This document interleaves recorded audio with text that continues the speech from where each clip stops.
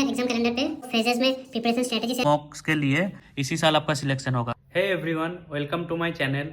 I am Vishwajit Ghosh, currently working as a CSA in a public sector bank. ये video उन सारे students के लिए है जो 2026 में बैंक एग्जाम्स देना चाहते हैं एंड अपना प्लेसमेंट सिक्योर करना चाहते हैं। तो वीडियो को एंड तक जरूर देखना, ये वीडियो आपके लिए हेल्पफुल रहेगा। सो इस वीडियो में मैं कवर करूंगा 2026 bank exams road map, eligibility criteria, exam pattern and my self own strategy, जो आप लोगों के साथ मैं शेयर करूंगा। तो वीडियो को एंड तक जरूर देखिए। क्या बैंक एग्जाम देने के लिए कॉमर्स ग्रेजुएशन जरूरी है? नहीं, मैं खुद एक साइंस ग्रेजुएट हूँ। जो मेरा बैच था उसमें मैक्सिमम लोग नॉन कॉमर्स बैकग्राउंड से थे। सो अगर आप नॉन कॉमर्स बैकग्राउंड से है, आप इंजीनियरिंग स्टूडेंट है, आप साइंस स्टूडेंट है, आर्ट्स स्टूडेंट्स है, तो आप बैंक एग्जाम क्रैक कर सकते हैं। कॉमर्स स्टूडेंट भी इजीली क्रैक कर सकते हैं। After graduation you can sit for the exam and age limit 20 to 28 रहता है। So public sector banks, regional rural banks and SBI दो पोस्ट के लिए ही फ्रेशर्स के लिए वैकेंसीज निकालता है। एक है CSA customer service associate and एक है PO probationary officer. Total 6 exams होते हैं एक साल में एंड टाइमलाइन के हिसाब से ही होता है। सो इसलिए लोग बैंक एग्जाम ज़्यादा प्रेफर करते हैं क्योंकि इसमें डिले नहीं रहता है। पहले आपका प्रीलिम्स, उसके बाद मेंस, उसके बाद रिजल्ट, उसके बाद medical, then joining for CSS. PO के लिए आफ्टर मेंस इंटरव्यू रहता है, उसके बाद रिजल्ट, उसके बाद मेडिकल, देन ज्वाइनिंग।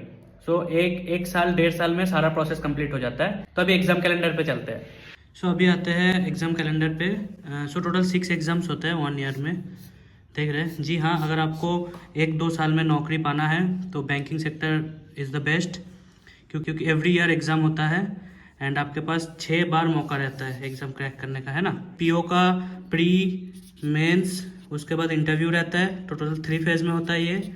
एंड जो क्लर्क रहता है वो 2 फेज़ में होता है, बस प्री एंड मेंस। मई जून में आपका नोटिफिकेशन आना स्टार्ट हो जाएगा, फिर जुलाई से एग्ज़ाम।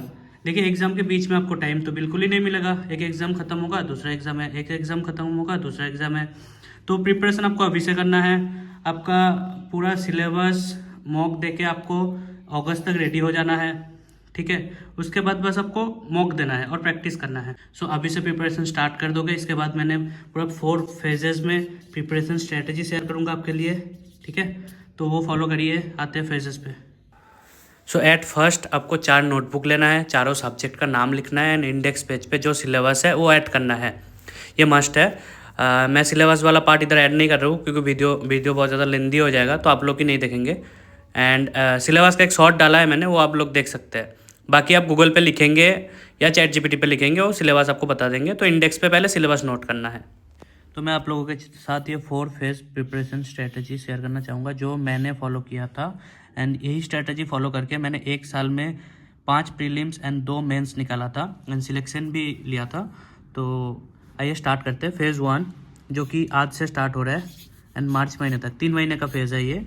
तो इसमें आपको क्या करना है, सब्जेक्ट वाइज मैं बता देता हूँ। क्वांट में हमको मैथ पे ज़्यादा फोकस रखना है। टेबल्स करना है 30 तक, स्क्वायर, 50, क्यूब्स, ये सारे चीज़ मार्च एंड तक आपके लिप्स पे होना चाहिए। वो कैसे होगा, आप नोटबुक के पीछे साइड नोट करिए, फिर डेली सुबह रिवाइज करते जाइए।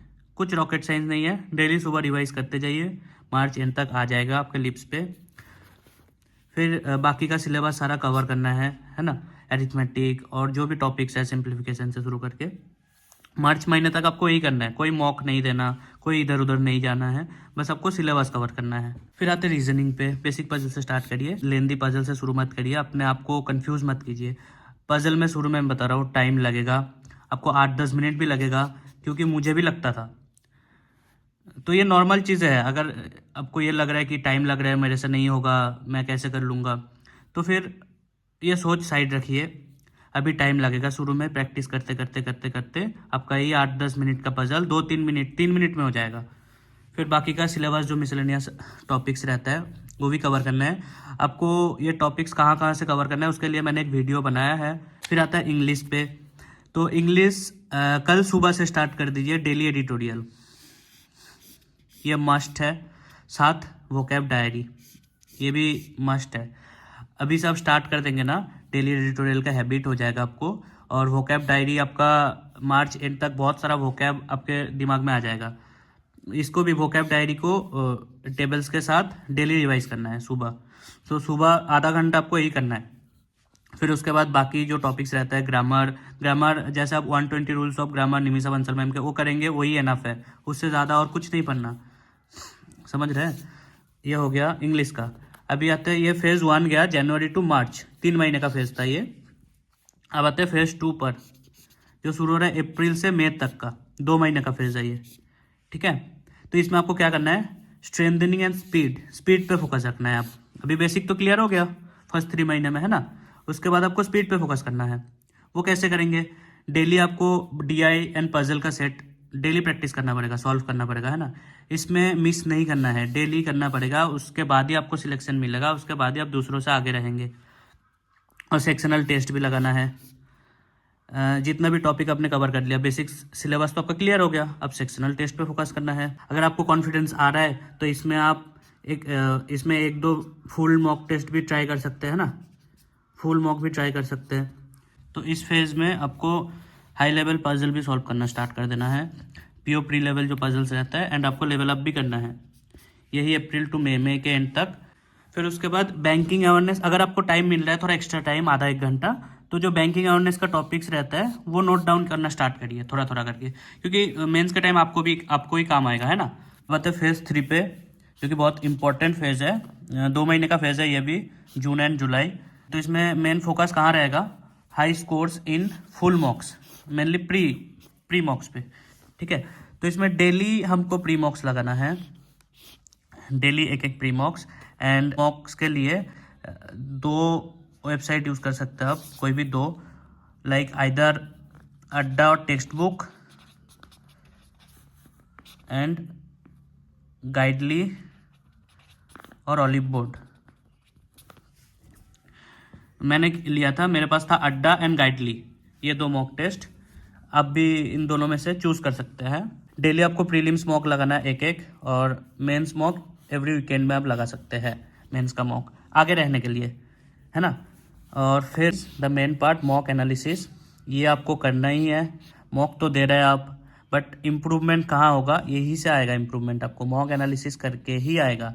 अगर आप देख रहे हैं कोई भी क्वेश्चन में टाइम ज़्यादा लग रहा है, मतलब आप जिस टेक्निक से सॉल्व कर रहे हैं उसमें टाइम ज़्यादा लग रहा है, तो फिर दूसरे सर का टेक्निक फॉलो करिए, उसमें अगर कम टाइम लग रहा है तो इसमें ही आपको एनालिसिस करना है, और यही एनालिसिस से आपका सिलेक्शन होगा। मैं बता रहा हूँ, बहुत इंपॉर्टेंट है मॉक एनालिसिस, बहुत ही इंपॉर्टेंट है। और फिर एक्यूरेसी पे ध्यान देना है इस फेज़ में ना, एक्यूरेसी पे बहुत ज़्यादा ध्यान देना है, गलत एकदम भी नहीं करना है। कोई भी क्वेश्चन नहीं आ रहा है तो उसको छोड़ देना है, ठीक है, गलत नहीं करना है, एक्यूरेसी पे पूरा ध्यान देना है। बैंकिंग एग्जाम में accuracy is the main thing. अगर आपका एक्यूरेसी सही रहेगा ना, अटेम्प्ट्स कम भी रहेगा तो भी आपका एग्जाम निकलता जाएगा, है ना। Accuracy is the main thing. फिर अब करंट अफेयर्स स्टार्ट कर सकते हैं जुलाई से, एवरीडे करंट अफेयर्स, क्योंकि इसी टाइम आपका प्रीलिम्स भी स्टार्ट हो जाएगा ना, जुलाई अगस्त के महीने में, और फिर सितंबर नवंबर में मेन स्टार्ट हो जाएगा। तो 4-5 महीने का करंट अफेयर्स करेंगे तो इनफ है। तो जुलाई से आप डेली करंट अफेयर्स स्टार्ट कर दीजिए सुबह। वो कहाँ से करेंगे, कपिल कटपल सर का यूट्यूब चैनल से, मैंने किया था तो इसलिए मैंने सजेस्ट किया, ठीक है। अब आते हैं फेज़ 4, जो कि अगस्त से बाकी आपका प्रिपरेशन जनवरी तक चलेगा, जब तक सिलेक्शन ना हो रहा है। तो इसमें क्या करना है, आपको मेंस पे ज़्यादा फोकस रखना है। इसमें तो मेंस पे फोकस रखना ही है, क्योंकि इतना टाइम तो हो गया, मुझे सारा कॉन्सेप्ट भी क्लियर हो गया, हाई लेवल क्वेश्चंस भी करने लग गया। तो अब न्यू पैटर्न क्वेश्चन जो रहता है, क्योंकि अभी एग्जाम ना बहुत डायनामिक है, चेंज होते जा रहा है एग्जाम का पैटर्न ना, तो जो भी नया नया पैटर्न आ रहा है, तो मेंस क्वांट के लिए नया पैटर्न क्वेश्चंस के लिए हर्षल अग्रवाल सर आप फॉलो कर सकते हैं। मेंस के लिए तो बेस्ट है, और जितने भी नया नया पैटर्न है वो कवर करते हैं सर, है ना। तो हर्षल अग्रवाल सर क्वांट के लिए आप फॉलो करिए। और फिर डेली ऑल्टरनेटिव डेज पे आपको मेंस मॉक देना है, ठीक है। एक दिन मेंस दीजिए, एक दिन प्रीलिम्स दीजिए, क्योंकि तभी भी बहुत सारे एग्जाम्स का प्रीलिम्स होता रहेगा, है ना, इस अगस्त सितंबर महीने में। तो प्रीलिम्स के मॉक देना भी मैंडेटरी है तभी, और मेंस का मॉक भी देते रहिए, ऑल्टरनेटिव डेज करते रहिए। और फिर जनरल अवेयरनेस पे ज़्यादा फोकस रखना है, क्योंकि इसके बाद आपका एग्ज़ाम मेन स्टार्ट होगा ना, तो जनरल अवेयरनेस में भी तो आपको फोकस करना है, क्योंकि सेक्शनल कट ऑफ भी रहता है, वो भी तो क्लियर करना है आपको, और इसमें जनरल अवेयरनेस में अच्छा स्कोर भी लाना है आपको, तो इस पर भी फोकस करना है। तो यही था टोटल 4 फेजेस का मैंने आपके लिए बना के दिया है। अगर आप लोगों को ये अच्छा लगा तो आप लोग मेरा चैनल को ज़रूर सब्सक्राइब कीजिए। तो फिर मैं आप लोगों के लिए और भी ऐसे वीडियोस लाता रहूँगा, है ना, मोटिवेशन मिलेगा मुझे। तो यही स्ट्रैटेजी मैंने फॉलो किया था, आप लोग भी फॉलो करिए, इसी साल आपका सिलेक्शन होगा। I can bet on you, अगर आप लोग सही से फॉलो करेंगे तो।